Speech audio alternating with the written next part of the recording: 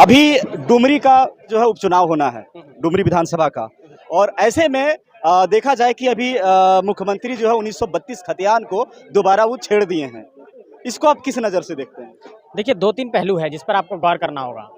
एक बात तो ये है कि जब बिहार पुनर्गठन अधिनियम 2000, चूँकि आपने कानून की बात की है, पॉलिसी की बात की है 1932 के आधारित स्थानीय नीति के, तो जब बिहार पुनर्गठन अधिनियम 2000 बना था, उसकी धारा 85 में ये लिखा हुआ था कि बिहार के समय का जो कानून बना हुआ था, जो संयुक्त बिहार के समय 3 मार्च 1982 को उस वक्त संयुक्त बिहार के समय स्थानीय नीति परिभाषित हुई थी। उसकी धारा 85 में लिखा हुआ है कि संयुक्त बिहार का कोई भी कानून है, अधिनियम है, संकल्प है, उसको झारखंड सरकार भी लागू कर सकती है। वहाँ पर सिर्फ झारखंड शब्द का इस्तेमाल करना है जहाँ जहाँ बिहार है। ये लागू हुआ था, लेकिन ये रिजेक्ट हो गया। अब उसके बाद आप झारखंड में देखेंगे कि फिर से इस बार हेमंत सोरेन की सरकार ने इस विधेयक को बना के राज्यपाल को भेजा, वो फिर रिजेक्ट हो गया। अब ऐसे में सवाल बनता है कि फिर समाधान क्या है?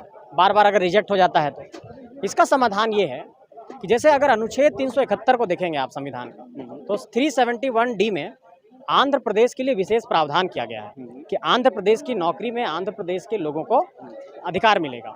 ये काम सिर्फ संसद कर सकती है कि संविधान में संशोधन हो, इसलिए इसको बोला गया था 9वीं अनुसूची में डालिए, क्योंकि 9वीं अनुसूची के कानून को आप संशोधित नहीं कर सकते हैं। लेकिन यहाँ सवाल ये है कि विधानसभा उपचुनाव होना है वहाँ डुमरी का, और अभी जो मुद्दा एकदम लुप्त होता जा रहा था, उसको मुख्यमंत्री ने दोबारा खड़ा कर दिया है।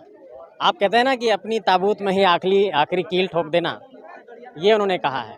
अब क्या है कि वो केसेस का तो ये मुख्य मुद्दा है 1932, लेकिन अगर उन्होंने कहा है तो फिर ये करके दिखाना होगा ना। आप बार बार कहते हैं कि खतियान आधारित स्थानीय नीति लागू होगी। बाकायदा आदरणीय सीएम साहब ने अपने संकल्प में वो कहा था, जब चुनावी मैनिफेस्टो जारी हुआ था, हाँ, उस मैनिफेस्टो में उन्होंने कहा था कि 1932 के आधार पर जो खतियान आधारित स्थानीय नीति है उसको हम लोग लागू करेंगे।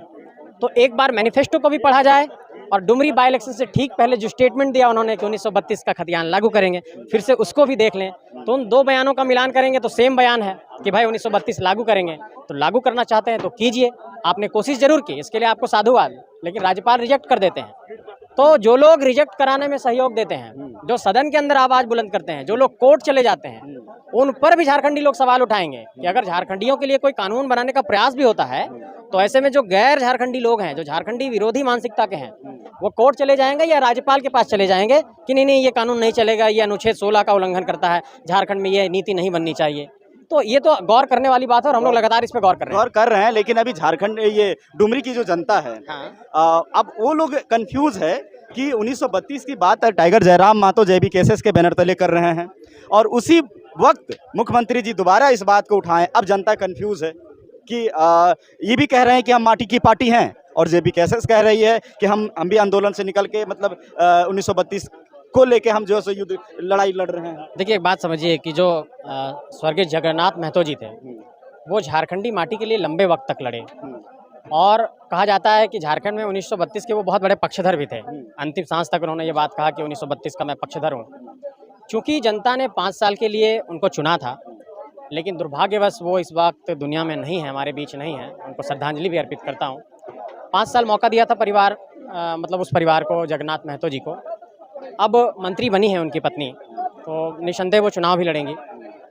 मुझे लगता है कि इस टर्म में हम लोग छोड़ देंगे, हम लोग मैदान में नहीं जाएंगे, नहीं जा रहे हैं। हाँ, ये जहाँ तक अभी तक सहमति है इंटरनल, क्योंकि एक परिवार को 5 साल मौका मिला तो उनको फिर से 1.5 साल की 1 साल की बात है, परख ही लेते हैं 5 साल क्या करते हैं। तो इसलिए हम लोग वहाँ नहीं जाएंगे, लेकिन ये देखने वाली बात होगी कि क्या करते हैं 1932 पर, क्या करते हैं 1932। हाँ, डुमरी का बाई इलेक्शन अग्नि परीक्षा है, समझिए हेमंत सोरेन जी के लिए। जी बिल्कुल, अग्नि परीक्षा जैसा कि लग रहा है। और आज अभी जैसे हजारीबाग की धरती पे, ये गांधी मैदान में 1 महीना पूर्व जेबी केसेस राजनीतिक पार्टी की घोषणा होती है बलियापुर में, और 1 महीना के बाद आज के दिन में बदलाव संकल्प महासभा का प्रथम अधिवेशन यहाँ हजारीबाग से होता है। इस भीड़ को देख के आप क्या कहें? देखिए, दरअसल क्या हुआ कि जब महाधिवेशन में भीड़ उमड़ी तो हम लोग पूरा बैठे अपनी कोर कमेटी, और लोगों ने कहा कि अब क्या होना चाहिए। तो हम लोगों ने विचार रखा कि अब अगली सभा हम लोग हजारीबाग में करेंगे। विचार आया कि क्या होना चाहिए, मेरे मुंह से ही निकला कि हम लोग बदलाव संकल्प सभा करेंगे।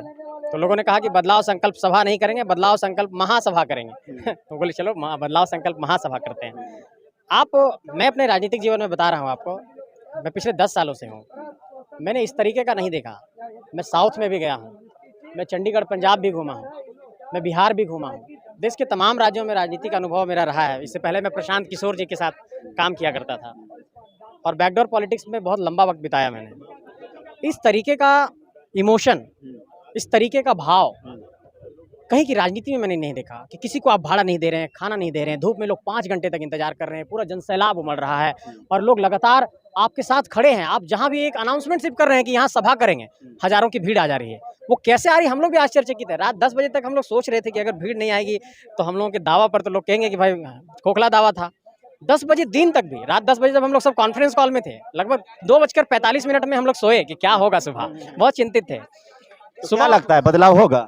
बिल्कुल होगा। देखिए, नौजवानों ने बहुत बड़ी-बड़ी क्रांति की इस देश में। 74 का आंदोलन देखिए, जेपी ने जब क्रांति की, उस दौर के कई लीडर ऐसे हैं, जैसे देखिए आप उंगलियों पर गिना देंगे, नीतीश कुमार, लालू, शरद यादव, रामविलास जी अब नहीं है। ऐसे कई लीडर जेपी की क्रांति से निकले। झारखंड के इस आंदोलन से आपको दिखेगा कि कई ऐसे चेहरे हैं जो झारखंड की राजनीति में दखल देंगे और सब पढ़ने लिखने वाले हैं। कोई रिसर्च कर रहे हैं, कोई एमबीए कर रहे हैं, कोई आपका पॉलिटेक्निक कर रहा है, कोई आईआईटी की तैयारी कर रहा है। मतलब एक बहुत अच्छा यहाँ पर एक कहिए कि एक इन्वायरमेंट है। कोई यूपीएससी की तैयारी कर रहा है, कोई जेपीएससी की तैयारी कर रहा है। तो एक बहुत बड़ा माहौल है यहाँ पर बना हुआ है। मैं खुद कई विषयों पर रिसर्च कर रहा हूँ, तो आपको ये देखना होगा कि यहाँ पर कई लोग ऐसे हैं जो सब कुछ छोड़ करके झारखंड की राजनीति में दखल देने के लिए एक नई कोशिश कर रहे हैं और उसका एक हम लोगों ने कहिए कि प्रयास शुरू कर दिया है। हाँ, ऐसे में एक चीज़ और है कि आज जो AJSU है वो भी स्टूडेंट यूनियन के लिए जाना जाता है। वो भी छात्रों के बीच में पूरा ये है और उसी समय जो है जेबी केसेस का भी हो रहा है। जेबी केसेस खुले मंच पे अधिवेशन कर रहे हैं और वो जो है सो एक बंद कमरे में। इस संदर्भ में आप क्या कहेंगे? नहीं, देखिए, बंद कमरे में मीटिंग करना ये उनका सिलेक्शन है। हाँ, वो उनका सिलेक्शन है क्योंकि वो अपना कुछ मीटिंग कर रहे होंगे। पॉलिटिकल पार्टी है, निश्चित तौर पे वो कभी रैली भी करेंगे और हम कभी बंद कमरे में मीटिंग करेंगे। तो आप इस आधार पर ये नहीं कह सकते कि उन्होंने कमरे में मीटिंग किया, क्योंकि पॉलिटिकल पार्टियों की समय-समय के अनुसार ज़रूरतें अलग-अलग होती हैं। उनको ज़रूरत ये थी कि हम छोटे से कमरे में भी मीटिंग कर सकते हैं।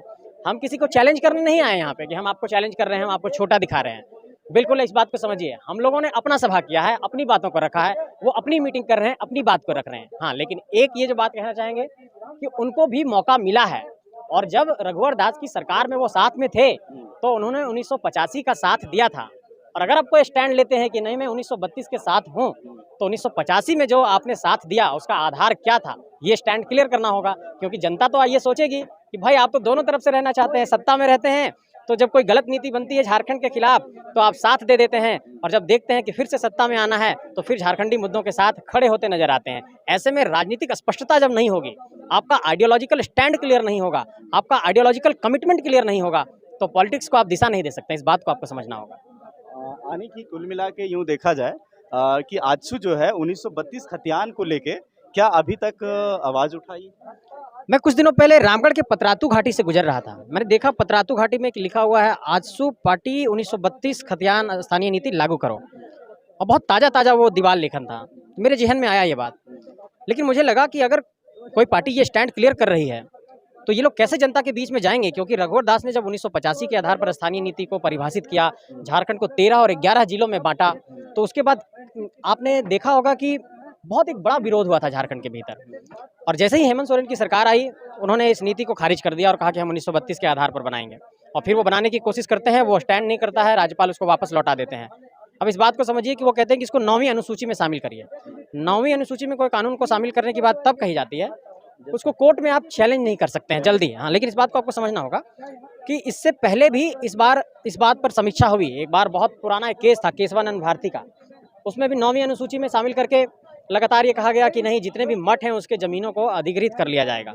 उसके बाद लोग कोर्ट में गए, मठ वाले लोग, कि नहीं ये कैसे हो सकता है, ज़मीनों को आप कैसे अधिग्रहित कर लेंगे। तो ठीक उसी तरीके से जहाँ भी अगर फंडामेंटल राइट्स का उल्लंघन होता है, उस कानून की न्यायिक समीक्षा हो सकती है, जुडिशियल रिव्यू उसका हो सकता है। तो संविधान का अनुच्छेद 16 ये कहता है कि जाति के आधार पर, धर्म के आधार पर, वंश के आधार पर, मूल के आधार पर, जन्म स्थान के आधार पर आप किसी को नौकरी में प्राथमिकता नहीं दे सकते हैं। इसी आधार पर हमारा ये विधेयक रिजेक्ट हो जाता है। तो इसका उपाय क्या है? इसका उपाय ये है कि संविधान के 371 में आप देखिएगा ए से लेकर जे तक कुछ ऐसे राज्य हैं, मणिपुर है, मिजोरम है, आंध्र प्रदेश है, नागालैंड है, ऐसे राज्यों के लिए अलग अलग उपबंध किए गए हैं। जैसे नागालैंड में सिर्फ नागा ही जमीन खरीद सकते हैं, 371 ए में लिखा हुआ है। हाँ, वो तो 371 डी में लिखा हुआ है कि आंध्र प्रदेश की नौकरियों में आंध्र प्रदेश के लोगों को प्राथमिकता मिलेगी। तो जब 371 ए से लेकर जे तक अलग अलग राज्यों के लिए विशेष प्रावधान है, तो नीचे एक के कॉलम जोड़िए और झारखंड के लिए विशेष उपबंध करिए। करिए ये हो सकता है। लेकिन आजसू जो है अभी और पार्टियां जो है ये 1932 को जो ट्रेंड कर रही है कि हम भी 1932 की मांग करते हैं, ये जो ट्रेंड कर रही है, ये इसमें आपका क्या मतलब राय है? देखिए, जब आसान बॉल मिलता है तो हर कोई छक्का मारना चाहता है, लेकिन लोग बोल्ड भी होते हैं। अभी क्या है कि झारखंड में गलियारों में एक बच्चा कहने लगा है कि 1932 खतियान।